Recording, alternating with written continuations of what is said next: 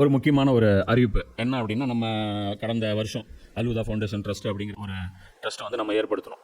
அந்த ட்ரஸ்ட்டின் வழியாக அல்லாஹ்வுடைய தீனுக்கு தக்குவியத் ஏற்படுத்தக்கூடிய செயல்கள், அது வந்து சில தாவா சென்டர்கள் உருவாக்குறதா இருக்கட்டும், சில தாய்க்களை உருவாக்குறதா இருக்கட்டும், சில புத்தகங்களை மொழிபெயர்க்கிறதா இருக்கட்டும், சிலருக்கு என்னென்ன ஃபெசிலிட்டி செஞ்சு கொடுத்தா அல்லாஹ்வுடைய தீனுக்கு பலம் ஏற்படுத்துமோ அதற்கான வகையில் நம்ம செலவு பண்ணக்கூடிய ஒரு வேலையை வந்து நம்ம இதை செஞ்சிட்ருக்கோம். இது வந்து ஜகாத்துடைய அமௌண்ட்டும் நீங்கள் கொடுக்கலாம். இது வந்து நீங்கள் அல்லாஹ்வுக்கு அழகிய கடன் அப்படிங்கிற அடிப்படையிலையும் கொடுக்கலாம். அல்லாஹ்வுடைய தீனுக்கு எது எல்லாம் வலிமைப்படுத்தக்கூடிய வேலையோ, அல்லாஹ்வுடைய அந்த தக்பீர் ரப் இகாமத்து தீனுக்காக செலவிடப்படும் ஒவ்வொரு பைசாவும் அல்லாஹ்வுக்கு கடன். ஏன்னா இது வந்து ரசூல் செய்ய வேண்டிய வேலை, அது நம்மளை செய்ய சொல்கிறான் அல்லாஹ். அதனால் இதுக்கு ஃபுல் அண்ட் ஃபுல் இன்சார்ஜ் அல்லாஹ் என்ன எடுத்துக்கிறான், இது எனக்காக நீ கொடுத்த கடன் சொல்கிறான். அல்லாஹ் ரப்புல் ஆலமீன் அவன் கொடுத்த காசுக்கு அவனுக்கே நம்ம கடன் கொடுக்கக்கூடிய ஒரு மகத்தான வாய்ப்பு வந்து இந்த பணி. இந்த பணியை வந்து நம்ம செய்கிறோம். இந்த ஒரு பணியை மட்டும்தான் நம்ம செய்கிறோம். அல்லாஹ்வுடைய தீனை சரியான விதத்தில் முஸ்லீம்களுக்கு புரிய வைத்து அதன் மூலமாக அல்லாஹ்வுடைய தீனை வந்து வலுப்படுத்துவது, இந்த ஒரே இலக்குக்காக நாம் வந்து அந்த ஒரு ட்ரஸ்ட் வச்சுருக்கோம். இதுடைய பொருளாதாரம் நிறைய தேவைப்படுது. இப்போ வேலை செய்யத்தான் நமக்கு முதல்ல ஒரு நிலம் மட்டும் வாங்குறதுக்கு, ஒரு பில்டிங் கட்டுறதுக்கான பணி மட்டும் இருந்தால் போதும்னு நினச்சோம். ஆனால் சர்க்கிள் பெருசாக ஆக நிறைய பணம் தேவைப்படுது. நீங்கள் எந்த அளவுக்கு கான்ட்ரிபியூட் பண்ணுவீங்களோ அந்த அளவுக்கு நாமளும் வந்து அந்த வேலைகளை வந்து சிறப்பான முறையில் செய்ய முடியும். அதனால் ஒவ்வொருத்தரும் உங்களால் முடிஞ்ச உங்களுடைய பங்களிப்புகளை இன்ஷா அல்லாஹ் நீங்கள் கொடுங்க.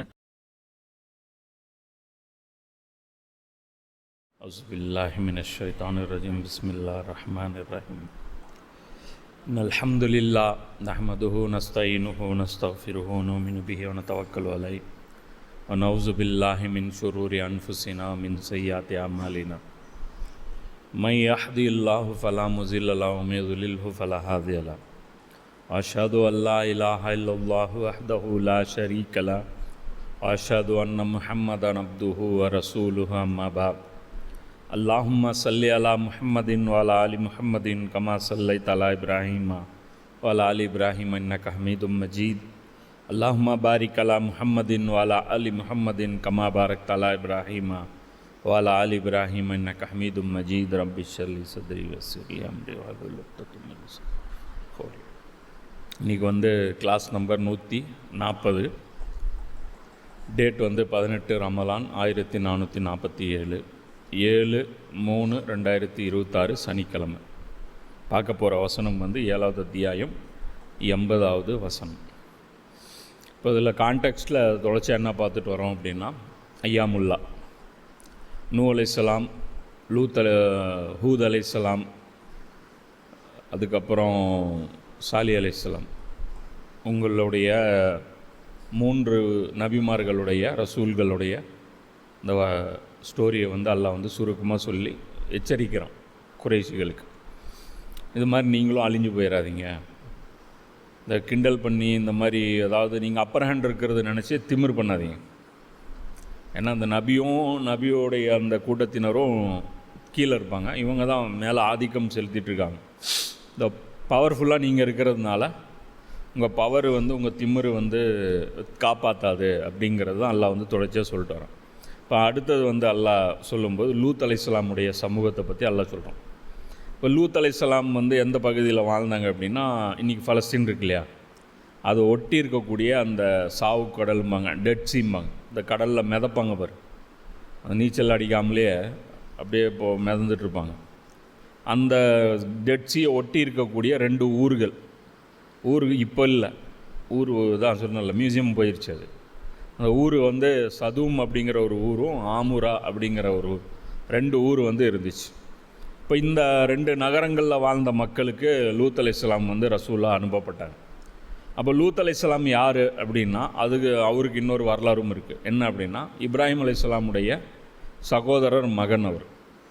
அவர் வந்து அவருடைய சொந்தக்காரர். இப்ராஹிம் அலைஹிஸ்ஸலாம் ஊரில் அவர் ஈமான் கொள்ளும்போது அவரும் ஒருத்தர் ஈமான் கொண்டவர். இது வந்து அவர் வந்து ஹிஜ்ரத் செஞ்சதாக குரானில் வந்து 29 அத்தியாயத்தில் 26வது வசனத்தில் இப்ராஹிம் நபி கூட இவர் வந்து ஈராக்லேருந்து வந்தார் அப்படிங்கிறது எல்லாம் பக்கம்தான். இன்றைக்கி மிடில் ஈஸ்டில் போர் நடக்கிறதுனால இப்போ நீங்கள் எல்லாமே இந்த நாடுகள் வந்து மக்களுக்கு வந்து உலகம் பூரா இருக்கிற எல்லாருக்குமே நியூஸில் வந்து அத்துப்படி ஆயிடுச்சு. இன்றைக்கி நமக்கு வந்து கோயம்புத்தூர் பக்கத்தில் பொள்ளாச்சி இருக்கிற மாதிரி இன்றைக்கி எல்லாருக்குமே வந்து லெபனான் எங்கே இருக்குது, ஈரான் எங்கே இருக்குது, துபாய் எங்கே இருக்குது, கத்தார் எங்கே இருக்குது, யமன் எங்கே இருக்குது, இது எல்லாமே உலகமே பார்த்துட்ருக்குது. அப்போது அதே பாரு, இப்போ அந்த மிடில் ஈஸ்ட் ஸ்டோரி தான் அல்லாவும் குரானில் சொல்கிறோம். இதுதான் உலகத்திலேயே முக்கியமான பகுதிகள், இதுதான் உலகத்துடைய அரசியலே அந்த காலத்துலேயும் தீர்மானம் பண்ணிச்சு, இன்றைக்கும் இந்த காலத்துலேயும் இந்த பகுதிகள் தான் தீர்மானம் பண்ணு. அப்போது இவங்க இப்ராஹிம் அலைஹிஸ்ஸலாம் ஈராக்கில் இருந்தவங்க. ஈராக்லேருந்து இவங்க ஷிஃப்ட் ஆகி லூத் அலைஹிஸ்ஸலாம் இவங்களோட வராங்க. வரும்போது இப்ராஹிம் அலைஹிஸ்ஸலாம் அதான் சொன்னல, அவர் பல இடங்களில் அவங்க அந்த நியமிச்சுட்டு போயிட்டே இருப்பாங்க. முகாம், அதாவது அல்லாவுடைய அந்த மர்கஸ்கள் ஏற்படுத்திக்கிட்டு போயிட்டே இருப்பாங்க. மக்காவுக்கு வந்தாங்க, ஒரு மகனை விட்டாங்க, ஒரு மனைவியை விட்டாங்க. அது மாதிரி இன்னும் நிறைய இடங்களில் அங்கங்கே அவங்க விட்டுட்டு போவாங்க. அது மாதிரி இவர் இப்போ நம்ம மார்ஷல் டிசி உட்கார வச்சுட்டு போவாங்களா, சீஃப் மார்ஷல் அவர் யார், இப்ராஹிம் அலைஹிஸ்ஸலாம். அவங்க கீழே இருக்கிறவங்க தான் இவங்களாம். இப்ராஹிம் அலைஹிஸ்ஸலாமுடைய அந்தஸ்து எல்லாத்தோட மேலானது. அவங்க மொத்தத்தில் அவங்க தான் எல்லா உலகத்தில் இன்றைக்கி இருக்கிற எல்லாத்துக்குமே தந்தை அவர் தான். அதனால தான் அவர் பேரை என்ன சொல்லுவாங்க, பிரம்மாம்பாங்க. இப்போ இன்றைக்கி பிராமணர்கள்னு சொல்கிறாங்களே, அவங்க யார், இப்ராஹிமை சேர்ந்தவர்கள். பிராஹ்மன் அப்படின்னா என்ன அர்த்தம்னா இப்ராஹிம், இப்ராஹாம், ஆப்ரஹாம், இப்ராஹாம், பிரஹம் எல்லாமே ஒன்று தான். இப்ராஹிம் நபியை தான் அவங்க பிரம்மாங்கிறாங்க. ஏன் அப்படின்னா பிரம்மானா என்னென்னா அவர் தான் உருவாக்குவார் ஊரையே. மக்காவை யார் உருவாக்குனார், இப்ராஹிம் அலைஹிஸ்ஸலாம் தான். பலஸ்தீனை யார் உருவாக்குனார், இப்ராஹிம் அலைஹிஸ்ஸலாம் தான். புரியுதா? அந்த மாதிரி அவர் உருவாக்கின ஊர்கள் தான் எல்லாமே ஜாஸ்தியாக இருக்கும். அதனால் அவருக்கு அந்த மாதிரி ஒரு பேரும் இருக்குது. அது தனி ஸ்டோரி. இப்போ இந்த மேட்ருக்கு வருவோம். அப்போது அல்லாஹ் சொல்கிறான், பிறகு லூத்தை நாம் தூதராக அனுப்பினோம். அவர் தம்முடைய சமுதாயத்தாரை நோக்கி இவ்வாறு கூறியதை நினைத்து பாருங்கள். இந்த மானக்கேடான செயலை செய்கின்ற அளவுக்கு நீங்கள் வெட்கமற்றவர்களாகிவிட்டீர்களா? உங்களுக்கு முன்னர் அகிலத்தாரில் எவருமே இதனை செய்ததில்லை. இப்போது முதல் விஷயம் என்ன அப்படின்னா, லூத் அலைஹிஸ்ஸலாம் என்ன சொல்கிறாங்க, யா கௌமி, என்னுடைய சமூகத்தாரே. லூத் அலைஹிஸ்ஸலாம் அந்த சமூகத்தாரா கிடையாது. எப்போவுமே ரசூல்கள் வந்தாங்கன்னா எங்கேருந்து வருவாங்க, அந்த சமூகத்திலிருந்தே வருவாங்க, வெளியிலேருந்து வரமாட்டாங்க. ஆனால் இவர் யார், வெளியூருக்கார். அப்போது ஆனால் என்னுடைய சமூகம்னு எதை வச்சு சொல்கிறாரு அப்படின்னு பார்த்தா, இவர் முதல்லையே நீண்ட காலம் அந்த ஊரில் தங்கிட்டார். ரொம்ப நாள் அந்த ஊரில் தங்கிட்டால் அவங்களும் என்ன நினச்சிக்குவாங்க, அவங்களும் அவங்களில் ஒருத்தராக ஆயிடுவார். அதே மாதிரி அவர் கல்யாணம் என்ன பண்ணுறாரு, அங்கே தான் பண்ணுறாரு. எங்கள் ஊரில் இந்த ஆமூராவா, சதுமான ஆமூரா இருக்கு இல்லையா, இந்த ஊரை சேர்ந்த பெண்ணை தான் கல்யாணம் முடிக்கிறாங்க.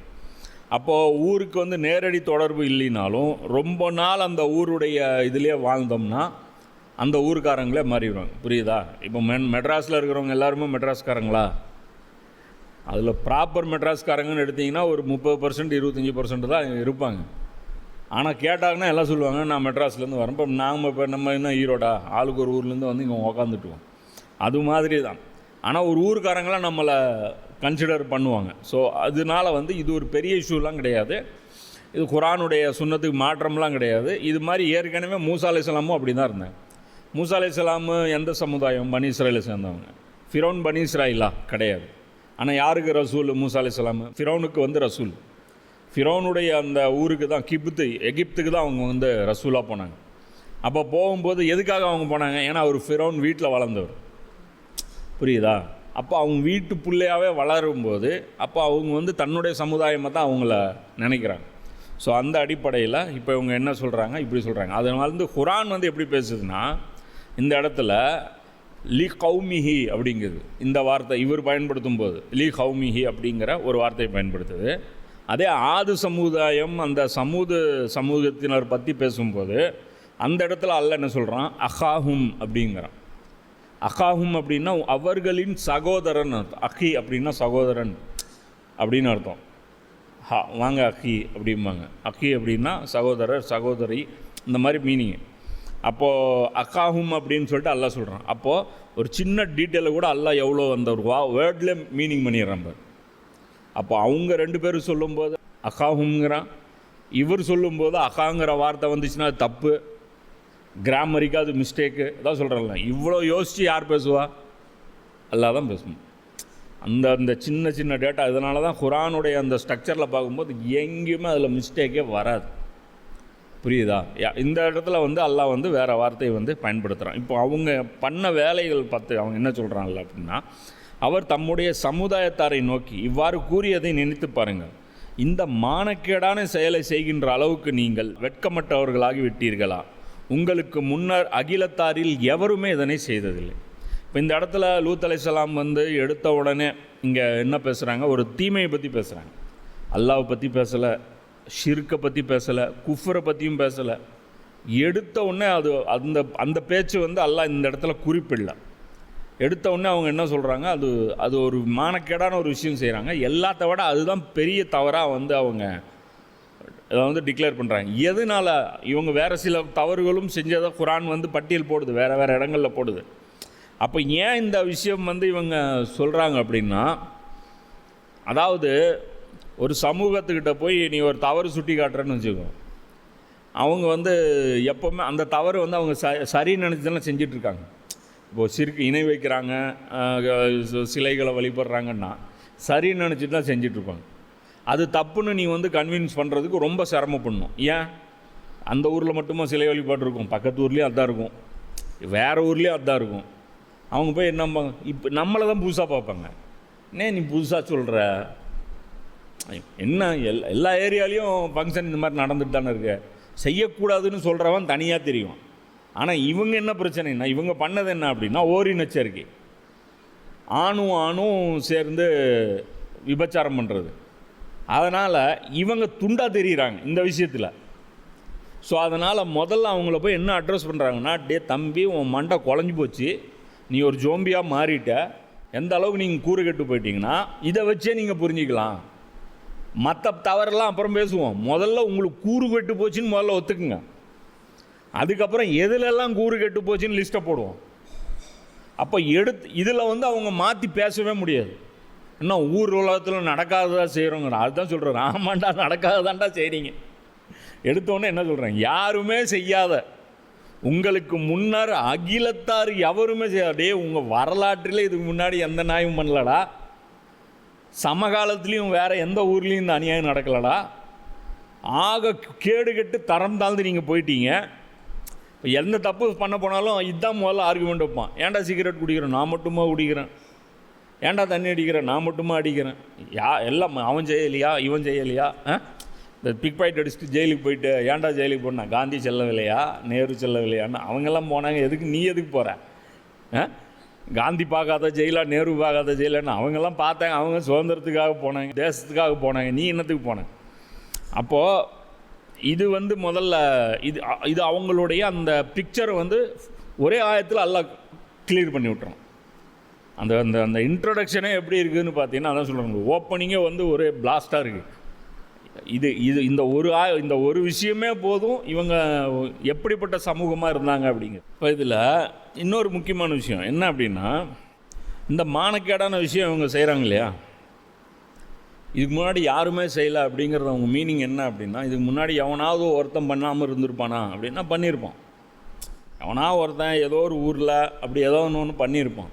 ஆனால் இவங்க எந்த அளவு எதனால் இப்படி சொல்கிறாங்கன்னா, பப்ளிக்காக இதுக்குன்னு கிளப்ஸ் உருவாக்கி, இதுக்குன்னு சபைகள் உருவாக்கி, அதை ஃபேஷனாக்கி, புரியுதா, அதை ஃபேஷனாக்கி நான் வந்து அந்த மாதிரி ஆள், அதை ஃபேஷன் ஆக்குறாங்க, அது கல்ச்சர் ஆக்குறாங்க. அது பின்னாடி வரும்போது தெரியும் அது எந்த அளவுக்கு கல்ச்சர் ஆயிடுச்சுன்னு.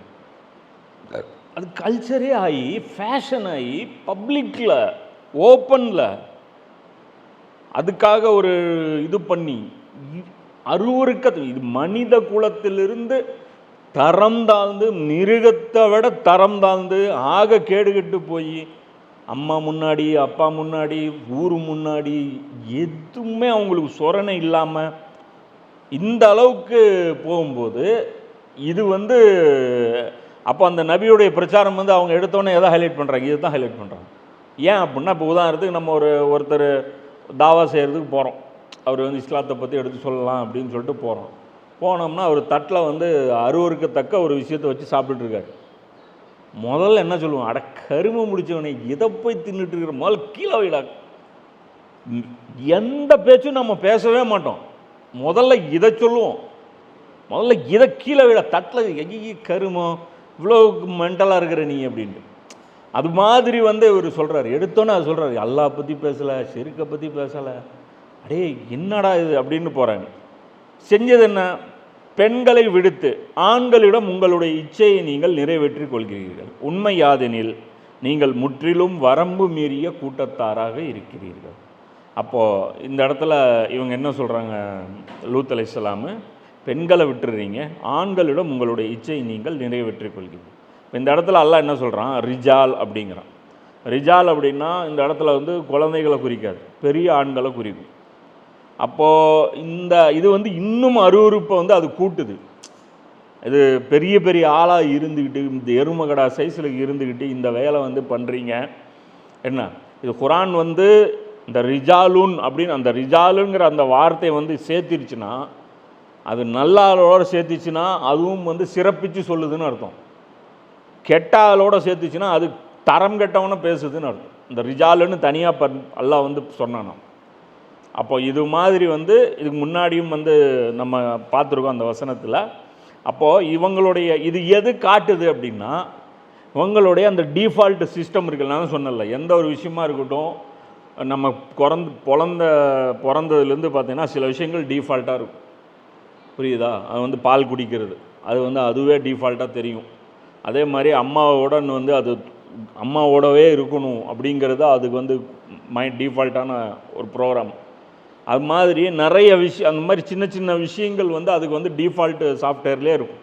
அப்போ டிஃபால்ட்டாகவே வந்து பார்த்திங்கன்னா அல்லாஹ்வை பற்றிய அறிதல், இந்த வானம் பூமியை ஒருத்தன் படைச்சிருக்கிறான், இது எல்லா விஷயங்கள். அதே மாதிரி நம்ம நல்லது மட்டும்தான் செய்யணும், நமக்கு நல்லதுன்னா அடுத்தவங்களுக்கும் அது நல்லது மட்டும்தான் செய்யணும், நமக்கு கெட்டதுன்னா அடுத்தவங்களுக்கும் கெட்டது செய்யக்கூடாது.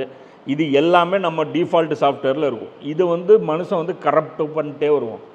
இது எப்படிப்பட்ட நிலைமை அப்படின்னா, இது ஃபித்ரத்திலே வந்து ஆக கேடு கெட்ட லெவலில் வந்து இது போயிடுச்சு. ரொம்ப நிலைமை கைமீறி வந்து இது போயிடுச்சு. இதனுடைய பாதிப்புகள் வந்து பார்க்கும்போது சாதாரண பாதிப்பு கிடையாது. அதே மாதிரி இந்த சொரணை வந்து கெட்டு போயிடுச்சுன்னா, அந்த மத்மாரி போகிறதுக்கு என்னென்னா சொரணை இல்லாமல் போயிடுச்சுன்னு அர்த்தம். இந்த சொரணை கெட்டு போயிடுச்சுன்னா, இவ்வளோ தெளிவாக தப்புன்னு தெரிஞ்ச விஷயத்திலேயே நீங்கள் தடுமாறுறீங்கன்னா இன்னும் பெரிய விஷயத்தில் என்ன பண்ணுவீங்க? புரியுதா?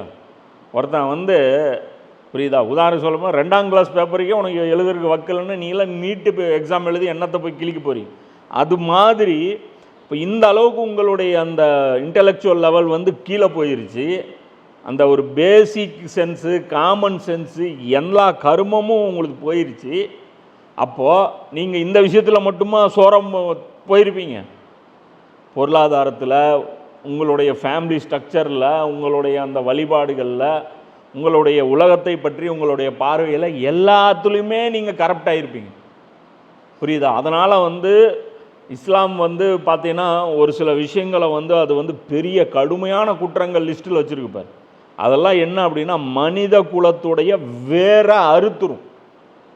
உதாரணத்துக்கு இந்த பேட்டர்னில் உலகம் போச்சுன்னா மனித குலம் அடுத்த தலைமுறையே இருக்காது. எப்படி வரும்?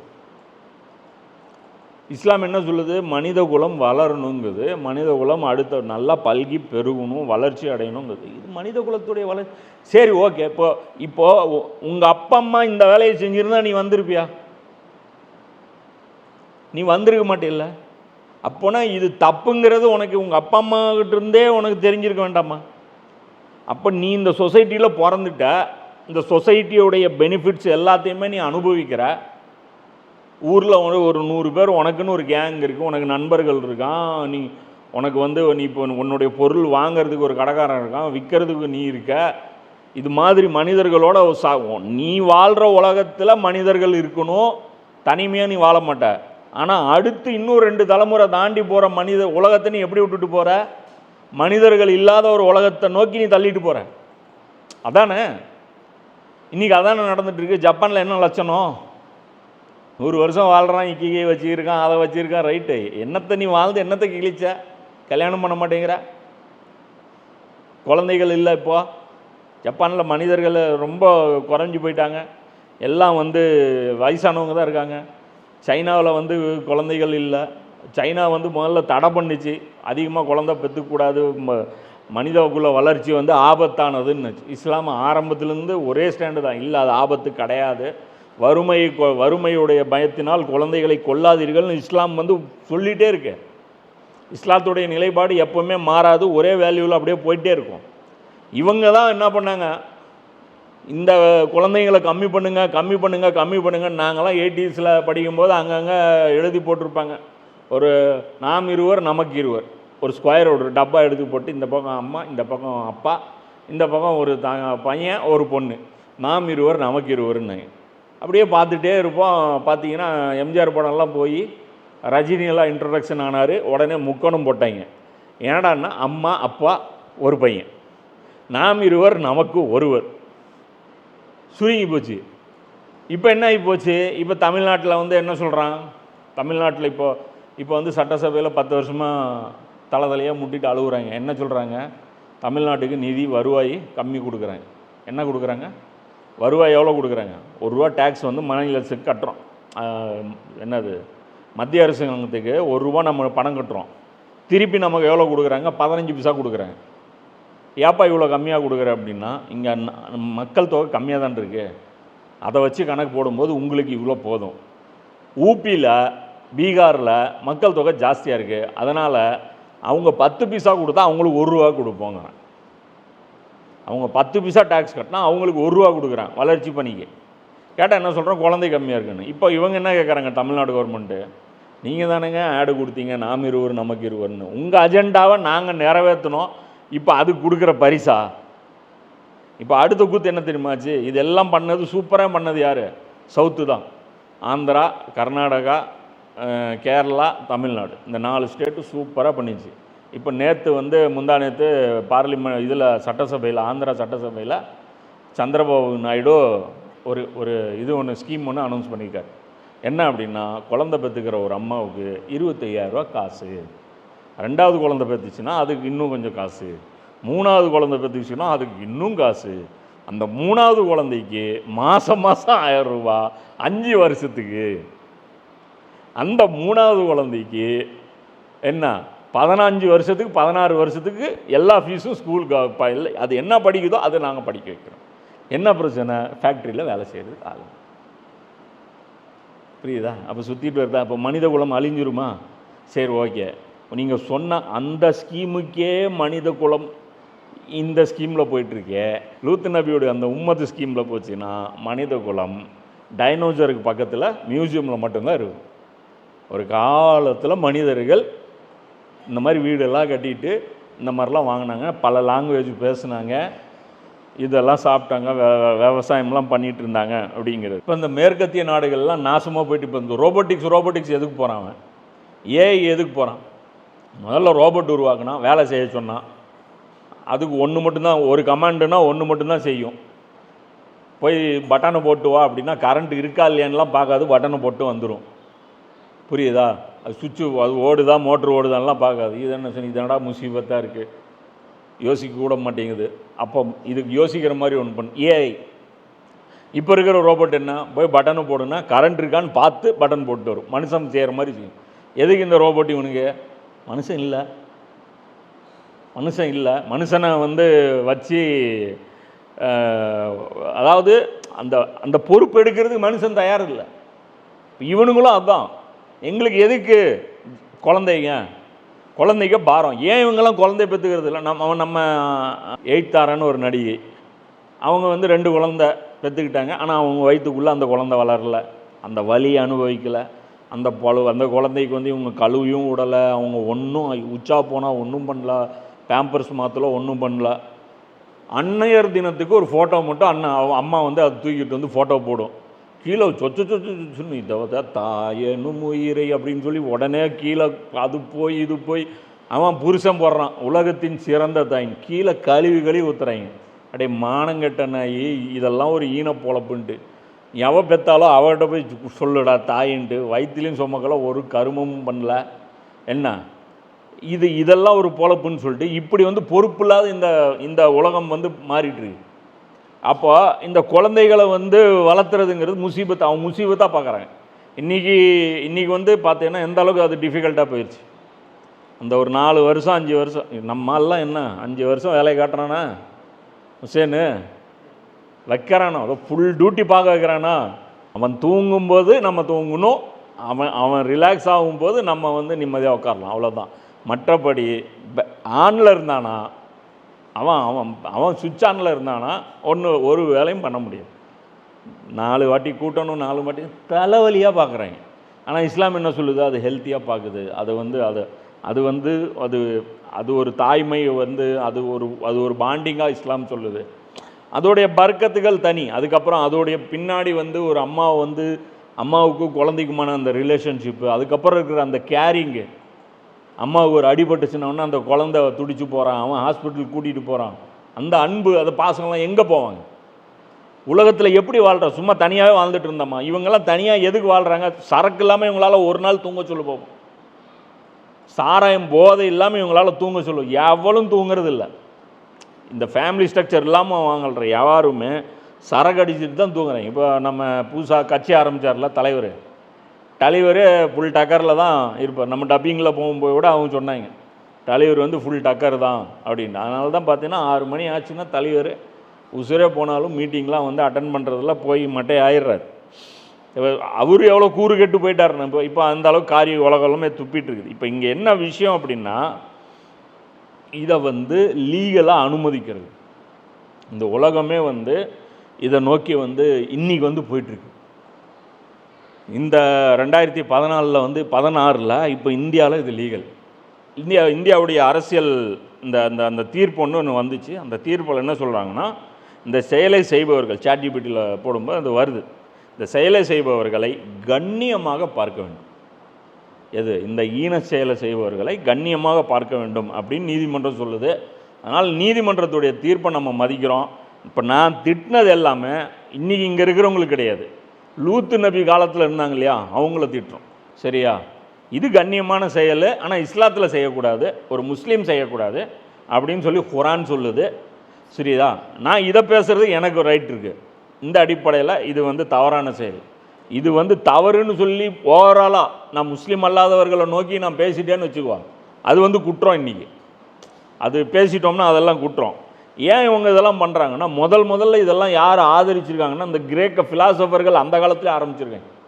இந்த 2000க்கு முன்னாடி இவங்க எடுத்துகிட்டு வரானுங்களே அங்கேருந்து, அந்த ஃபிலாசபிலிருந்தே இந்த கருமத்தை வந்து நாகரிகத்துடைய வளர்ச்சியாக இவங்க வந்து சொல்லியிருக்காங்க. இப்போது இது சொன்ன உடனே இப்போ லூத் அலைஹிஸ்ஸலாம் என்ன சொல்கிறாங்க? இது எவ்வளோ பெரிய வழிகேடு, நீங்கள் முற்றிலும் வரம்பு மீறிய கூட்டத்தாராக இருக்கீங்கிறாங்க. அதற்கு அக்கூட்டத்தினார் இதைத்தான் பதிலாக கூறினார்கள். அவங்க என்னத்தை பதிலாக சொல்கிறாங்க அப்படின்னா, இவர்களை உங்களுடைய ஊரை விட்டு வெளியேற்றுங்கள், இவர்கள் பெரிய பரிசுத்தவான்கள் போர் நடக்கிறார்கள். ஆமாப்பா, இவர் ரொம்ப யோக்கியம். எப்படி லக்கல் பாரு, லூத் அலைஹிஸ்ஸலாம் சொல்கிறாரு, அம்மாப்பா இந்தா பரிசுத்தவான் வந்துட்டார், கூட்டிகிட்டு போங்கப்பா. ஏப்பா இதெல்லாம் நாங்கள் இங்கே அசிங்கம் பிடிச்சவங்க இருக்கிற இடம், நீங்களாம் இங்கே இருக்காதீங்க அப்படிங்கிறாங்க. அப்போ இவங்களுடைய அந்த நிலைமை எப்படிப்பட்டது இருக்கு? ஒரு நல்ல உபதேசத்தை கேட்டு உள்வாங்கி அதை சகிச்சிக்க முடியலை. இந்த பாரி இப்போ ஒரு ஃபேமிலி மட்டும் இப்படி தப்பி போய் இருக்கு. ஆனால் அந்த ஃபேமிலி வந்து இந்த ஊரில் இருந்துட்டு போட்டோம் அப்படின்னு இல்லை. நீங்கள் இருக்கக்கூடாது, எங்களுக்கு மாற்றமாக நீங்கள் இந்த மாதிரி இருக்கீங்கள, இந்த ஃபேமிலி இருக்கீங்களா, இருக்கக்கூடாது. இது மாதிரி கூத்தெல்லாம் பார்த்தீங்கன்னா, இப்போ இந்த முஸ்லீம் கல்யாணத்துக்கு போனீங்கன்னா கூட நடக்கும். என்னென்னா எல்லாம் புர்கா அவுத்துட்டு சுற்றிட்டு இருப்பாங்க. ஒருத்திங்க யாராவது புர்காவோட சுற்றிட்டு போகிறீங்க, அவருன்னு பின்னாடியே இறங்கிடுவாங்க. நம்ம வீடு தான், நம்ம இதுதான், அந்த ஜோதியில் போய் கலக்கணும். அப்போ என்ன ஆயிடுச்சு அப்படின்னா, இப்போ இவங்க என்ன பண்ணுறாங்க? நக்கல் பண்ணுறாங்க. என்ன பண்ணுறாங்க?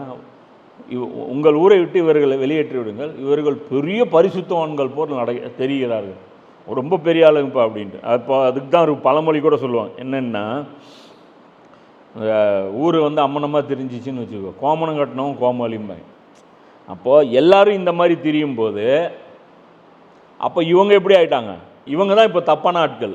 ஊரில் யார் தப்பான ஆள்? லூத் அலைஹிஸ்ஸலாமுடைய ஃபேமிலி. ஏன் அப்படின்னா, யாரும் வித்தியாசமாக இருக்கிறாங்க. அதனால தான் இப்போ இந்த குடும்ப அமைப்பை சிதைக்கிறது தான் இப்லீஸுடைய வலிமையான ஆயுதம்.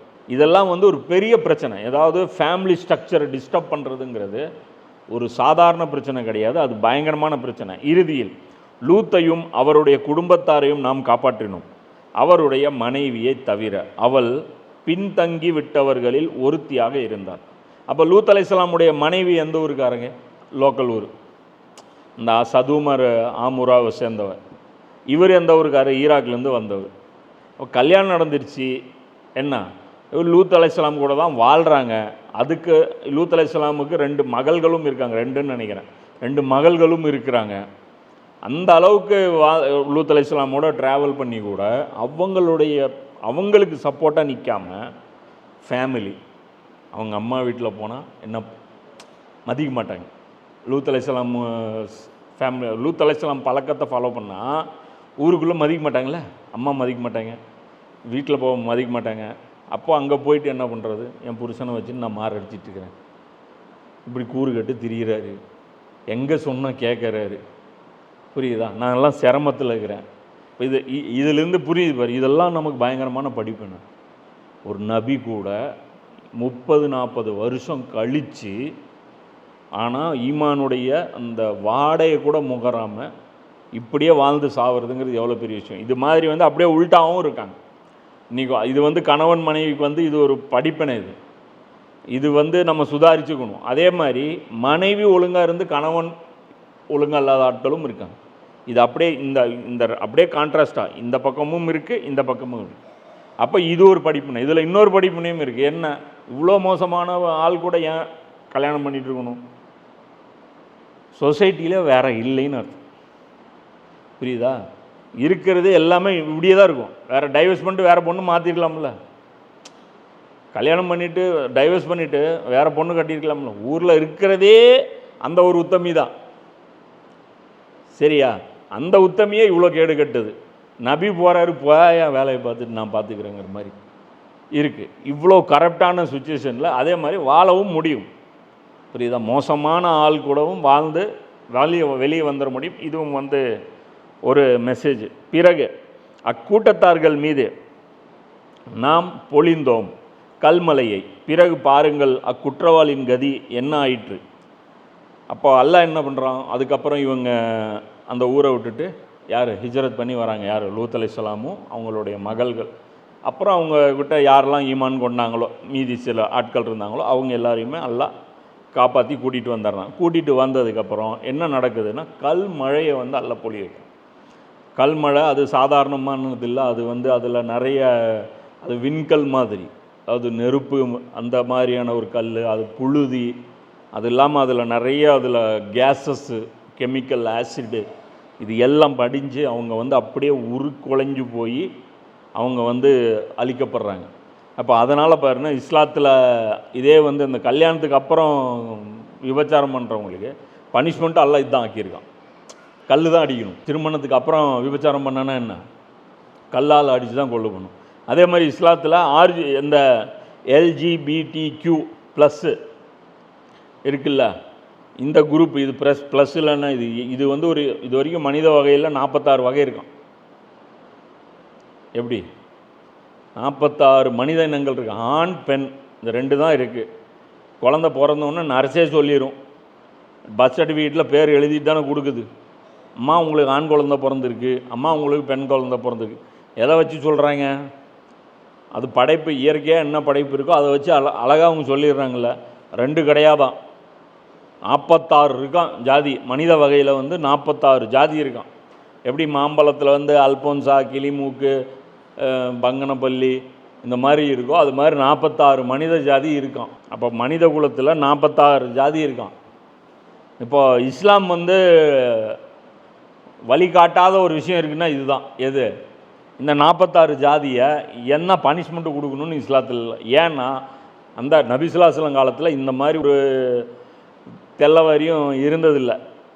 உமர்லியானு காலத்துலேயும் இருந்ததில்லை, அபூபக்கர்லியானு காலத்துலேயும் இருந்ததில்லை. அதனால் ஆனால் லூத் அலைஹிஸ்ஸலாமை வச்சு அவங்க டிஸ்கஸ் பண்ணியிருக்காங்க. யார்? அபூபக்கர்லியானோ அலிலியானோ, இப்படி ஒருத்தன் நம்ம இதில் பண்ணானா என்ன பண்ணணும் அப்படின்ட்டு. அதுக்கு அலிலியானு என்ன சொல்லியிருக்காங்க அப்படின்னா, அவனை தலையை வாலில் அடித்து வெட்டிடணும். நடுத்தெருவில் நிற்க வச்சு வாளால் கொன்னுட்டு அவனை புதைக்கக்கூடாது, எரிச்சிடணும். அவனை பாடி எரிச்சிடணுங்கிறாங்க. இதே தான் இவங்களும் சொல்கிறாங்க. யார்? அபூபக்கர்லியானும் இந்த கருத்தில் தான் இருந்திருக்காங்க, அலிர்லியானும் இந்த கருத்தில் தான் இருக்காங்க. ஏன்னா இன்றைக்கி வந்து இப்போ அது மசாயில் ஆகிப்போச்சு, புரியுதா? இன்றைக்கி வந்து இஸ்லாமிக் ஸ்டேட்டுன்னு ஒன்று வந்துச்சுன்னா இதுதான் அவங்களுக்கு வந்து பனிஷ்மெண்ட்டு. இதே வந்து உமர்லியானும் என்ன சொல்கிறாங்க, அபூபக்கரும் அலிர்லியானும் ஒரு கருத்தை சொல்கிறாங்க.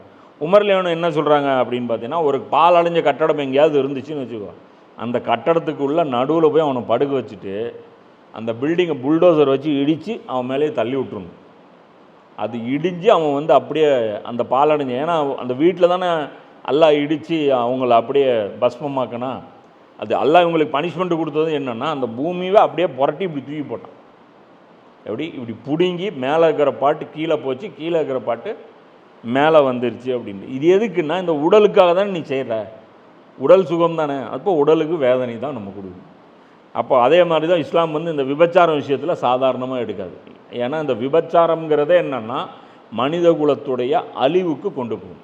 ஏன்னா இதில் வாரிசு வராது, விபச்சாரத்தில் என்ன வராது, மனித குலம் வளராது, மனித குலம் தடைபட்டுரும். அதனால் விபச்சாரத்தை பொறுத்த வரைக்கும் கடுமையான பனிஷ்மெண்ட்டு. குரானே என்ன சொல்லுது, 100 கசையடி. விபச்சாரத்துக்கு, அதை கல்யாணத்துக்கு முன்னாடி ஒருத்தன் விபச்சாரம் கல்யாணம் பண்ணாமல் ஒருத்தன் விபச்சாரம் பண்ணுறான்னா அவனுக்கு 100 கசையடி. லிவிங் டுகெதரில் ஒருத்தன் வாழ்கிறான்னா அவனுக்கு அந்த பொண்ணுக்கும் 100 கசையடி, அந்த பையனுக்கும் 100 கசையடி கொடுக்கணும். இன்றைக்கி வந்து இஸ்லாமிக் ஸ்டேட்டுன்னு ஒன்று வந்துச்சுன்னா இதுதான் அவங்களுக்கு வந்து பனிஷ்மெண்ட்டு. சரியா? இது வந்து அல்லாஹ், இது வந்து லூத் அலைஹிஸ்ஸலாமுடைய சம்பவம். அடுத்து அல்லாஹ் சொல்கிறான், மேலும் மதியன் வாசிகளிடம் அவர்களுடைய சகோதரரான ஷுவைபை அனுப்பினோம். அவர் கூறினார், என் சமூகத்தார்களே, அல்லாஹ்வுக்கு அடிபணியுங்கள், அவனை தவிர உங்களுக்கு வேறு இறைவன் இல்லை. உங்கள் இறைவனிடமிருந்து தெளிவான சான்றுகள் உங்களிடம் வந்துள்ளது. எனவே அளவை முழுமையாக அளந்து எடையை சரியாக நிறுத்துங்கள். மக்களுக்கு அவர்களுடைய பொருட்களை குறைத்து கொடுக்காதீர்கள். பூமியில் சீர்திருத்தம் ஏற்பட்ட பிறகு நீங்கள் குழப்பம் விளைவிக்காதீர்கள். உண்மையிலே நீங்கள் இறை நம்பிக்கை கொண்டவர்களாக இருந்தால் இதில் உங்களுக்கு நன்மை இருக்கிறது. அப்போது மதியன்னு சேர்ந்தவங்க ஷுவைப் அலைஹிஸ்ஸலாம். இவங்க யார் அப்படின்னு பார்த்தோம்னா, இவங்க வந்து கிட்டத்தட்ட இப்ராஹிம் அலைஹிஸ்ஸலாமிலிருந்து ரொம்ப காலம் தாண்டி வந்தவங்க. இவங்க மூசா அலைஹிஸ்ஸலாம் காலத்தில் வாழ்ந்தவங்க. மூசா அலைஹிஸ்ஸலாமு ஃபிரௌனோட இதில் எகிப்தில் இருந்துட்டு அங்கேருந்து ஒரு கொலை பண்ணிவிட்டு அங்கேருந்து ஓடி வருவாங்க. ஓடி வந்து இங்கே தான் இவர்கிட்ட தான் 10 வருஷம் வேலை செய்வாங்க. யார்? மதியனில் ஷுவைப் நபிக்கிட்ட தான் அவங்க 10 வருஷம் வேலை செய்கிறாங்க. 10 வருஷம் வேலை செஞ்சு இங்கே அவங்களுடைய மகளை தான் கல்யாணம் பண்ணி அதுக்கப்புறம் அதுக்கப்புறம் மறுபடியும் எகிப்துக்கு போவாங்க. போகிற வழியில் அல்லாஹ் வந்து தூர்சினா மலையில் இவருக்கு அப்பாயின்மெண்ட் பண்ணி இவரையும் வந்து அல்லாஹ் ரசூலாக தேர்வு பண்ணுவோம். ஸோ ஷுவைப் அலைஹிஸ்ஸலாம் இருந்தாங்க. இவங்க எங்கே இருந்தாங்க அப்படின்னா, இவங்க ரெட் சீ பக்கத்தில், அதுலேருந்து ஒரு ஜோர்டான் வரைக்கும் இருக்கிற ஒரு பெரிய ஒரு நிலப்பரப்பில் ஆட்சி இருந்துச்சு. அந்த ஊரை சேர்ந்த ஒரு மனிதராக இவங்க வந்து இருந்தாங்க. அப்போ இவங்க கல்யாணம் பண்ண அந்த விஷயம்லாம் வந்து பார்த்திங்கன்னா சூரா கஸஸ் 28வது அத்தியாயத்தில் அது வரும். இப்போ இவங்க இப்ராஹிம் நபியுடைய வாரிசு இருக்குல்ல, இப்ராஹிம் நபிக்கு வந்து நிறைய மனைவிகள் இருந்தாங்க. 2 தான் எல்லாருக்கும் தெரியும், ஆனால் 2 மட்டும் கிடையாது, நிறைய மனைவிகள் இருந்தாங்க. 3வது ஒரு மனைவி, அவங்க பேர் வந்து ஹதூரா. அவங்களுடைய மகன் ஒருத்தவங்க இருந்தாங்க, அவங்க பேர் வந்து மதியன். அவர் பேராக தான் இந்த ஊரே வந்து இருக்குது. மதியனில் தான் இவர் ஷுவைப் நபி வர்றாரு. அப்போது நான் சொன்னல, இப்ராஹிம் நபி வந்து அந்தந்த இடத்துல ஒரு ஹப்பை ஏற்படுத்திட்டு போயிட்டே இருப்பாங்கன்ட்டு. அந்த அடிப்படையில் இப்ராஹிம் நபியோடைய மகனாகத்தான் இந்த ஊரே வந்து பேர் வந்து இருந்துச்சு. இன்றைக்கி இந்த ஊரே இப்போ இல்லை. அதான் சொன்னதில்ல, இவங்கெல்லாம் மியூசியம் போயிட்டாங்க. அப்போது இஸ்லாம், அப்போ இதில் இன்னொரு விஷயம் என்ன அப்படின்னா, இப்ராஹிம் அலைஹிஸ்ஸலாம் வழியாக வந்ததுனால இவங்களுக்கு இஸ்லாம் வந்து புதுசு கிடையாது. இஸ்லாம் ஆல்ரெடி இவங்களுக்கு தெரியும், வேதம்னா என்னென்னு தெரியும். ஏன்னா இப்ராஹிம் நபியுடைய மகன்கள், அங்கே வாரிசுகள்லேருந்து இவங்க வந்திருக்காங்க. அவர் கூறினார், என் சமுதாயத்தார்களே, அல்லாஹ்வுக்கு அடிபணியுங்கள், அவனை தவிர உங்களுக்கு வேறு இறைவன் இல்லை. உங்கள் இறைவனிடமிருந்து தெளிவான சான்று உங்களிடம் வந்துள்ளது. அப்போது இவர் என்ன சொல்கிறாரு, அல்லாஹ்வுக்கு கட்டுப்படுங்க, அல்லாஹ்வுடைய ரூல்ஸுக்கு கட்டுப்படுங்க, அவனை தவிர உங்களுக்கு வேறு இறைவன் இல்லை. அவன் தான் உங்களை படைத்தான், அவன் தான் ரூல்ஸ் கொடுப்பான். உங்கள் இறைவனிடமிருந்து தெளிவான சான்று வந்துள்ளது. சான்றுன்னா என்ன? ஒன்று அற்புதம் வந்திருக்கலாம், அல்லது இறை தூதரே சான்று தான். சரியா? ஒரு நபி வந்தாலே அதுவே சான்று தான். இப்போ இன்றைக்கி வந்து உலகத்துக்கு வந்து நம்ம இருக்கிற நிலைமைக்கு ரசூலா திரும்பி வந்துட்டால் நமக்கு அது மட்டுமே போதும் தானே. புரியுதா? ஏதாவது ஒரு அற்புதம் நமக்கு தேவையா? நபி ஸல்லல்லாஹு அலைஹி வஸல்லம் கரண்ட்டில் இருந்தால் போதும். அவருடைய ஒவ்வொரு வார்த்தை, அவர் போடுற ஆர்டரு, அவர் சொல்கிற ஐடியா, புரியுதா? அமெரிக்காவுக்கு ஒரு 10 நிமிஷம் பேசினார்னா இந்த 5 நிமிஷம் உலகத்தில் இருக்கிற எல்லா மீடியா சேட்டலைட் வச்சுட்டு உட்காந்துட்டு நபி என்ன பேசுவார். அப்போ நபி எவ்வளோ பெரிய இம்பேக்ட்னு பார்த்து. நபி சாதாரண மேட்டர் இல்லை. நபின்னு இருந்தார்னா அவரே போதும். நபியே அற்புதம் தான். நபிக்கு இன்னொரு அற்புதம்லாம் தரணும்னு அவசியம் கிடையாது. எனவே அப்போ அவர் என்ன சொல்கிறாருன்னா, அளவை முழுமையாக அளந்து சரியாக எடையை நிறுத்துங்கள், மக்களுக்கு அவர்களுடைய பொருட்களை குறைத்து கொடுக்காதீர்கள். அப்போ இது இந்த சமூகத்தில், அதாவது இப்போ இங்கே பட்டியல் போட்டுட்டு எல்லாம் வரும்போது ஃபஸ்ட்டு வந்த 3 பேர், நூ அலைஹிஸ்ஸலாம் என்ன சமூகம் என்ன குற்றம் பண்ணது? ஷிர்க் வச்சது. அதுக்கப்புறம் ஆது சமூகம் என்ன பண்ணது? இணை வச்சது. அதுக்கப்புறம் சமூது சமூகம் என்ன பண்ணது? ஷிர்க் வச்சது. வேறு எந்த குற்றங்களும் அங்கே பெருசாக சொல்லப்படலை. ஆனால் இப்ராஹிம் நபிக்கு அப்புறம் வந்த யார்? இந்த லூத் அலைஹிஸ்ஸலாம். அந்த சமூகத்தில் என்ன இருக்குது? ஓரின சேர்க்கை, டிஃப்ரெண்ட்டான ஒரு பாவத்தில் இவங்க வந்துட்டாங்க. இங்கே என்ன பண்ணுறாங்க? இவங்க வியாபாரத்தில் மோசடி பண்ணுறாங்க. இப்போ என்ன அர்த்தம்? அதுக்கு முன்னாடி இருந்தவங்கலாம் அவங்கவுங்க விலையை வச்சு அவங்கவுங்க தின்னுட்டு இருந்தாங்க. பிஸ்னஸ்லாம் பெருசாக ஒன்றும் அவங்க பண்ணல. இப்போ என்ன ஆயிடுச்சு? ஒரு ஊருக்கும் இன்னொரு ஊருக்கும் ட்ரேடிங் ஸ்டார்ட் ஆயிடுச்சு. புரியுதா? அப்போது ஒரு ஊர் இன்னொரு ஊர் இப்போ வரும்போது இப்போ இதில் போட்டி பொறாமல் வந்துடும். மும்பை பெரிய நகரமா, பெங்களூர் பெரிய நகரமா, இந்தியாவின் முதல் வளர்ச்சி நகரம் எது? இந்த மாதிரியான நகரங்கள் போட்டி இதெல்லாமே வந்துடும். இப்போ இன்றைக்கி சொல்கிறாங்களே, குஜராத்திகள் டாமினேட் பண்ணுறாங்க இந்தியாவை. அப்போ இந்த மாதிரியான போட்டிகள் இதெல்லாம் வரும்போது தீமைகளும் அதிகமாயிரும். பணம் சம்பாதிக்கணுங்கிற அந்த வெறி ஜாஸ்தியாயிரும். அதன் மூலமாக பார்த்திங்கன்னா அவங்க என்ன பண்ண ஆரம்பிச்சிருவாங்க? சில விஷயங்களை ஆட் பண்ணிகிட்டே வருவாங்க. அதனால் மனிதகுலம் பெருக பெருக பெருக புதுசாக பாவங்களும் அவங்க என்ன பண்ணுறாங்க? லான்ச் பண்ணிகிட்டே வராங்க. அப்போ அவங்க என்ன சொல்கிறாங்க ஷுவைப் அலைஹிஸ்ஸலாம்னா, எடையை சரியாக, அளவை முழுமையாக அளந்து கொடுங்க. 2 விஷயம். ஒன்று, அளக்கும் போது கரெக்டாக அளந்து கொடுங்க. எடை போடும்போது கரெக்டாக கொடுங்க. ஒன்று மீட்ரு கணக்கில் அளக்குறீங்க, மீட்ரு முழம் இந்த அளக்குறீங்க. எதெல்லாம் அளக்க வேண்டிய விஷயம் இருக்கோ அதை கரெக்டாக மெஷர்மெண்ட் வைங்க. எதெல்லாம் எடையை சரியாக இருக்கணுமோ அது கரெக்டாக பண்ணுங்க. இதில் இவங்க என்ன இருப்பாங்க? எக்ஸ்பர்ட்டாக இருப்பாங்க. இந்த ஒரு ஒரு இப்போ ஏமாத்துறவன் பார்த்தீங்கன்னா அவன் எப்படி இருப்பான்? டக்கு டக்கு டக்கு டக்குன்னு எடுத்து போடுவான். இந்த மேஜிஷியன் பண்ணுவாங்கள்ல, டக்கு டக்குன்னு எடுப்பான். அவன் எந்த கையிலேருந்து எப்படி எடுப்பான்? இந்த மோதிரத்தை இங்கே எடுத்து போகிறான். அப்படி அது மாதிரி அவன் டக்குன்னு எடுத்துட்டு இந்தா 2 படி அப்படின்னு கொடுப்பான். கச்சக்கு கச்சக்கு கச்சக்கும்பான். அவன் எடுத்து முழுசாக கவுத்துனானா, மறுபடியும் அதில் கால்வாசி அதிலே இருந்துச்சா, 2 வாட்டி அள்ளிட்டானா, அதெல்லாம் ஒன்றும் தெரியாது. டக்கு டக்குன்னு எடுத்து போட்டு 2 படி கல்ல எடுத்துகிட்டு நெக்ஸ்ட்டு நெக்ஸ்ட்டுன்ட்டே இருப்பான். நமக்கு ஒன்றுமே தெரியாது. பார்த்தா அது இதில் தேர்ச்சி பெற்றுருப்பாங்க. புரியுதா? இப்படி இவங்க பண்ணிகிட்டே இருக்கிறாங்க. இப்போ இது என்ன அப்படின்னா, இது சாதாரண ஒரு தவறாக நமக்கு தெரியும். என்னப்பா எடை போடுறதில் ஒரு விஷயம் அப்படின்னா. ஆனால் அல்லாஹ் என்ன சொல்கிறான்? எந்த தவறையும் அல்லாஹ் அந்த தவறை மட்டும் பார்க்க மாட்டான். அந்த தவறு எந்த சிந்தனையினால் அவனுக்கு ஊட்டப்பட்டது, என்ன மைண்ட் செட்டில் அந்த தவறு நீ பண்ணுற, என்ன நினச்சி பண்ணுற. இவனை ஏமாத்துனா தப்பு இல்லை, அடுத்தவனுக்கு ஏமாத்துனா தப்பு இல்லைன்னு நினச்சி பண்ணுற ஒன்று. புரியுதா? என்ன தான் ஏமாற்றக்கூடாது. எனக்கு தங்க காசுன்னு சொல்லி ஒரு பித்தளை காசு கொடுக்கக்கூடாது. ஆனால் அடுத்தவனை நான் ஏமாற்றலாம். அப்போனா இவனுடைய ஃபிலாசபி, வாழ்க்கையின் தத்துவமே அதுதான். என்ன தத்துவம்? என்னை யாரும் ஏமாற்றக்கூடாது, நான் எல்லாரையும் ஏமாற்றுவேன். இது எவ்வளோ கேவலமான ஒரு தத்துவம். இது உலகத்தில் நல்லதா? இது உலகத்துக்கு நல்ல விஷயமா? இது இப்போ இன்றைக்கி உலகம் பூரா இந்த தத்துவம் தான் இருக்குது. தெரியல. ஷுவைப் நபியோட சமுதாயம் தான் இன்றைக்கி உலகம் பூரா இருக்காங்க. வெள்ளையர்கள் என்ன பண்ணுறாங்க? நாங்கள் மட்டும் அணு ஆயுதம் வச்சுருப்போம், உலகத்தில் வேறு யாராவது வச்சுருக்கலாமா? வச்சுருக்கக்கூடாது. அவங்க குழந்தைங்கள்ட்ட போய் கேளுப்பார், இது நியாயமான்ட்டு. ஆமாம். அமெரிக்காவில் படிக்கிற ஒருத்தன்ட்டு போய் கேளு. ஆமாம். ஈரான் எதுக்கு அணு ஆயுதம் வைக்குது? இல்லைப்பா, பாதுகாப்புக்கு. வைக்கக்கூடாது. அவங்க கையிலெல்லாம் இருந்துச்சுன்னா தப்பு.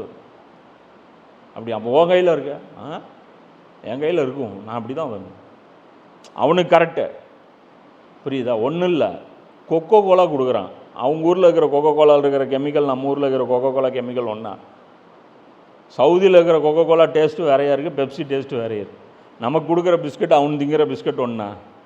நமக்கு கொடுக்குற டிவி பேனல் அது ஒன்றா? அதே ரேட்டு, அதே பிராண்டு. நமக்கும் அவங்களுக்கு கொடுக்குற சிப் செட்டு எல்லாமே ஒன்றா? ஃபோனு ஒன்றா? எல்லாம் ஒன்று. கேமரா நமக்கு கொடுக்குறது ஒன்றா? இம்போர்ட்டட் சோனி கேமரா எடுத்திங்கன்னா அது வேறு மாதிரி இருக்கும். நமக்கு இங்கே விற்கிற சோனி பிராண்டு கேமரா வேறு மாதிரி இருக்கும். காரு வந்து நமக்கு அவங்க தயாரித்து கொடுக்குறது வேறையாக இருக்கும், அவங்க ஊரில் ஓடுற காருங்கிறது வேறையாக இருக்கும். அப்போ புரியுதா? இது என்னன்னா, இது ஒரு மைண்ட் செட்டு. இது பண்ணுறான் அது பண்ணுறான்ட்டுலாம் அல்லாஹ் வந்து அந்த மைண்டை அடிக்கிறான். அதனால தான் அல்லாவுக்கு கட்டுப்படு, அல்லாஹ் கட்டுப்படுன்னு என்ன அர்த்தம்னா, அல்லாஹ் பொறுத்த வரைக்கும் எல்லாருக்கும் சமமானது. உனக்கு 1 கிலோ 1000 கிராம்னா எல்லாருக்கும் 1 கிலோ 1000 கிராம். இவனுங்க வந்து அப்படி கிடையாது. அதே மாதிரி இவனுங்க என்ன பண்ணுறானுங்க, நம்ம கரன்சி உலக சந்தையை பூரா இருக்கணும். உலகத்தில் ட்ரேடிங் நடக்குதுன்னா எதில் நடக்குது? யூரோவில் நடக்குது, டாலரில் நடக்குது, பிரிட்டிஷ் பவுண்டில் நடக்குது. இது 3மே வெள்ளை கரன்சி.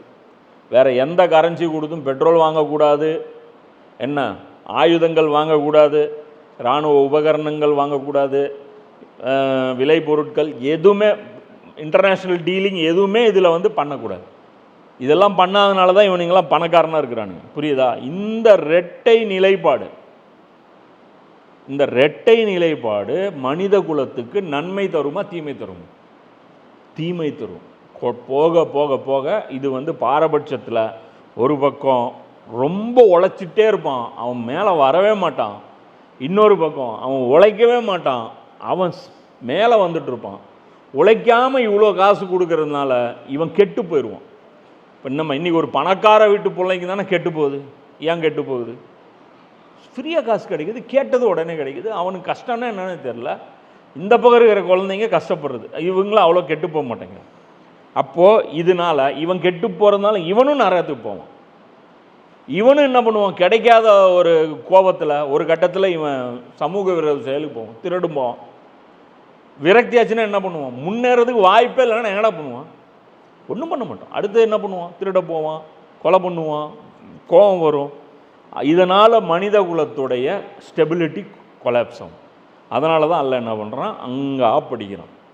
நீ எந்த பிரச்சனை போனாலும். இப்போ இதில் இன்னொரு விஷயம் பாரு, அல்லாஹ்வுக்கு என்ன அக்கறை? இங்கே எங்கேயாவது என்னை தொழாமல் இருக்கார்கள், தொழுகையின் விட்டதன் காரணமாக இவர்களை பூமியில் குப்புற போட்டோம், இவர்களை நெருப்பில் கருக்கினோம், எங்கேயாவது இருக்கா? இவனுங்க அல்லாஹ் வந்து நாம் ப்ரொஜெக்ட் பண்ணுறது, ஒரு சாதாரண ஒரு முஸ்லீம் வந்து ப்ரொஜெக்ட் பண்ணுறது எப்படி ப்ரொஜெக்ட் பண்ணுறாங்க? அல்லாஹ்னா எப்போ பாரு வணங்கணும், வணங்கலைன்னா கொன்னுருவான், வணங்கலைன்னா அடிச்சிருவான், வணங்கலைன்னா நெருப்பில் தூக்கி போட்டுருவான். வேற எந்த பிரச்சனையை பற்றியும் அல்லாஹ் கவலையே கிடையாது. ஆனால் குர்ஆன் பூரா என்ன பேசுது? மனிதர்களுடைய பிரச்சனையை பற்றி மட்டும்தான் பேசுது.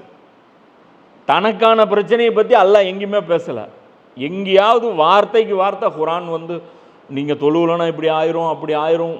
குர்ஆனில் பனிஷ்மெண்ட்லாம் இல்லை, அது கட்டாய கடமை, அது தனி விஷயம், அதோடைய ரூல்ஸ் அண்ட் ரெகுலேஷன் வேறு மாதிரி. ஆனால் அல்லாஹ் அந்த படிப்பினே இங்கே எல்லாம் என்ன சொல்லிட்டு இருக்கான், இந்த சமுதாயத்துடைய குற்றங்கள் என்ன சொல்கிறான், என்னை ஏற்றுக்கொள்ளவில்லை அதனால் இவர்களை நான் அழித்தேன், இதுவாக சொல்கிறான். என்னுடைய உத்தரவுகளை பின்பற்றவில்லை. உத்தரவு என்ன இருந்துச்சு? அளவு நிறுவையை கரெக்டாக பண்ணுங்க, இந்த ஆர்டரை இந்த ஒரு டிசிப்ளினை கொலாப்ஸ் பண்ணாதீங்க, அல்லாஹ்வுடைய டிசிப்ளினை கொலாப்ஸ் பண்ணுங்க. இதுதான் அல்லாஹ் சொல்லிட்டு இருக்கான். இதில் அல்லாஹ் சொல்கிறான், பூமியில் சீர்திருத்தம் ஏற்பட்ட பிறகு அதில் நீங்கள் குழப்பம் விளைவிக்காதீர்கள். உண்மையிலேயே நீங்கள் இறை நம்பிக்கை கொண்டவர்களாக இருந்தால் இதில் தான் உங்களுக்கு நன்மை இருக்கிறது. இவங்க என்ன சொல்கிறாங்க, நாங்கள் வந்து இப்ராஹிம் நபியுடைய வாரிசு, நாங்கள் வந்து மூமின்களாக தான் இருந்தோம் அப்படின்னு சொல்கிறாங்க. அதுக்கு வந்து இவங்க என்ன சொல்கிறான், அல்லாஹ் என்ன சொல்கிறான், நீங்கள் பூமியில் சீர்திருத்தம் ஆல்ரெடி இப்ராஹிம் நபி வந்து விட்டுட்டு போகும்போது ஒரு ஒழுங்கான ஒரு ஸ்ட்ரக்சரில் தான் விட்டுட்டு போனாங்க. நீங்கள் வந்து இப்போ குழப்பம் விளைவிச்சிட்டிங்க. உண்மையிலே நீங்கள் இறை நம்பிக்கை கொண்டவர்களாக இருந்தால் இதை நீங்கள் கைவிடணும். இந்த அளவு மோசடியை ஒருத்தன் தானே ஸ்டார்ட் பண்ணியிருப்பான், அதுக்கு முன்னாடி எடையை ஒருத்தன் சமமாக தானே போட்டுட்டு இருந்திருப்பான். எல்லாருமே காலங்காலமாக தப்பாக தான் போட்டுட்ருப்பாங்களா? இல்லை, நேர்மையாக தான் வியாபாரம் நடந்துட்டு. எவனோ ஒரு திருட்டு பையனுக்கு அல்பத்தனமாக ஒரு யோசனை தோணியிருக்கு, இது மாதிரி வச்சு ஏமாற்றலாம். இது சில படியில் வந்து இருக்கும். என்ன பண்ணுவான், அந்த படியில் வந்து பார்த்திங்கன்னா உள்ளேயும் குழியாக இருக்கும், ரெண்டு பக்கமும் குழியாக இருக்கும். திடீர்னு இப்படி அள்ளுவான், திடீர்னு இப்படி அள்ளி அப்படி எடுத்து இப்படி போடுவான். போடும்போது 10 படி போடும்போது 2 படியில் அரை அரை படி போட்டான்னா அவனுக்கு தெரியாது. ஸோ இந்த திருட்டு வேலை, இதுக்கு பேர் டெக்னிக்கும்பா. அதுக்கப்புறம் ஒவ்வொன்றிலையும் ஒன்று கண்டுபிடிச்சிருப்பான். எண்ணெயில் எப்படி ஏமாத்துறது, துணியில் அளக்கும்போது எப்படி ஏமாத்துறது, புரியுதா? பூவில் அந்த முளம் போடுவாங்க, இப்படியும் பையன் இப்படி போட்டால் முளம் இங்கேருந்து இங்கே வந்துடும், இப்படி வச்சு போட்டால் முளம் இங்கேருந்து இங்கே வரும், இப்படியும் பையன். நமக்கு ஒன்றுமே தெரியாது. நம்ம எடுத்துகிட்டு இருந்து அளந்து பார்த்தா, ஏன் சின்ன வயசில் நான் போய் வாங்கிட்டு வருவோம், என் கைக்கே வராது, அடி விழுவோம். என்னடா வாங்கிட்டு வந்தேன், 2 முளன்னு பார்த்து வரேன்ட்டியா, இல்லை அளந்து தான் கொடுத்தாங்க, இப்படி இதுக்குள்ளே ஒரு வேலை. அப்புறம் பாலில், புரியுதா, பாலில் வந்து தண்ணியை கலந்துருவாங்க. இது எல்லாமே ஃபஸ்ட்டு ஒருத்தன் பண்ணியிருப்பான்ல, தான் ஒரு புத்திசாலித்தனமான வேலை பண்ணுறேன்னு நினச்சிட்டு இருக்காங்க. இது வந்து தப்பு.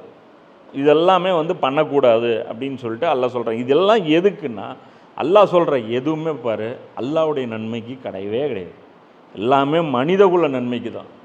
அப்போது இதில் வந்து அல்லாஹ்வை ஏற்றுக்க சொல்லி நாம் என்ன போய் பெருசாக மக்கள்கிட்ட போய் பிரச்சாரம் பண்ணோம்? இதுதான் குரான் சொல்லுதுன்னு தெரிஞ்சால் மக்கள் தாரதாரையே இதில் வந்து இணைஞ்சுக்குவாங்க, புரியுதா? இப்போ நாம் சரியாக குரானை ரெப்ரசன்ட் பண்ணாமல், நாம் வந்து இஸ்லாத்தை சரியாக ரெப்ரசன்ட் பண்ணாமல் விட்டதுனால தான் இன்றைக்கி வந்து இஸ்லாம் வந்து சரியாக வந்து போய் சேராமல் அது வந்து ஒரு பேட் இமேஜை கொடுக்குது. சரியாக எடுத்து சொல்லக்கூடிய பாக்கியத்தை எல்லாம் உனக்குமே எங்களுக்கு தந்துள்வானாக. வாஹிதாவானா அல்ஹம்துலில்லாஹி ரப்பில் ஆலமீன்.